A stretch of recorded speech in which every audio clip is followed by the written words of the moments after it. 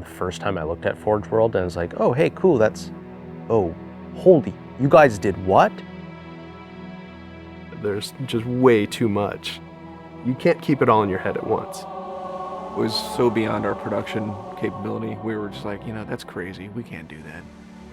I couldn't stop the artist who started creating it.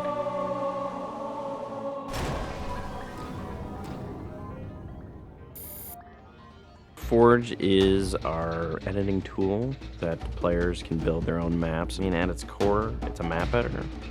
We always had this vision right from the get-go, which is anyone can build anything.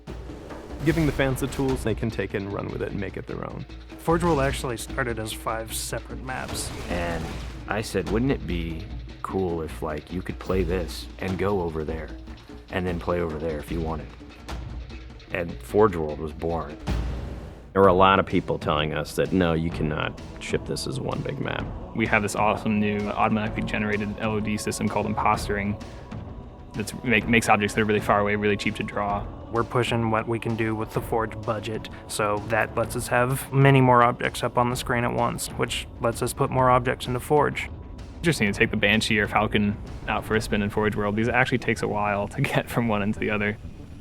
The second you come into this space, you should know that you're on Halo. Our old friend, the Forerunners, come back because the Forerunners create all sorts of cool, interesting pieces of geometry. We wanted to give people a variety of locations that they could forge in a different way. So a gulch, an island, an interior, a very small outdoor pocket, and then the rock, which was kind of based off Ascension. Let's use a lot of interesting parts in it so that people can manipulate it or we can change it. Why don't we bring back Blood Gulch and carve it all up into pieces so that people can start manipulating it in interesting ways. And then Sanctuary was the other one. The Cage and Paradiso, that's just Chad and I playing with a map editor and actually building cool maps within Forge World. I mean, we were doing that exactly how the fans would do that. we definitely looked at what we did in Halo 3 and said, what can we learn from this? It's one thing to build just a stunning amount of map variants, but nobody was expecting Forge art, I don't think. That was just a completely, whoa, what? The Rube Goldberg machines, yeah, those are everywhere. In Halo 3, it was cool that you could move things around, but it was still kind of clunky. And we're like, we have to make this better.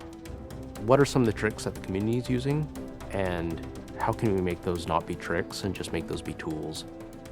We took that stuff and made it like a real feature. There's normal, phased, and fixed. So normal is like Halo 3 style, it bumps into stuff when you let it go and it falls to the ground and moves around and stuff. And fixed is the same thing, except when you let it go, it stays exactly where it was. And then phased is the coolest because it means that while you're editing the object, it's not actually interacting with the environment. You can put it through a wall, you can put it, through other objects. Which changed everything for Forge, immediately. It's much easier to build a Forge space. There's snaps and rotates and degrees and units that you can move things. You can be very precise. The camera controls, it's actually really good for object placement because little touches on the stick don't translate into really sudden, jumpy movements. And then we also have a fine editing mode. You click the stick in and then your camera starts moving very slowly. You're not spending 3 hours trying to get one block to line up directly to 3 other blocks. You can select individual objects and say, get rid of all the objects of this type. So if you're trying to get rid of all the spawn points on a map because you want to go and replace all the spawn points, you can do that. You can do custom colors. You can take these Forge pieces and say, hey, that's blue. So the blue base can truly look like the blue base. Reach's expanded sandbox includes new things like, jetpacks. And if people want to build some sort of 3D map and really make use of the jetpack, they can do that now. Custom game options and Forge go together like peanut butter and jelly. You're able to do things with game types that people might not even expect.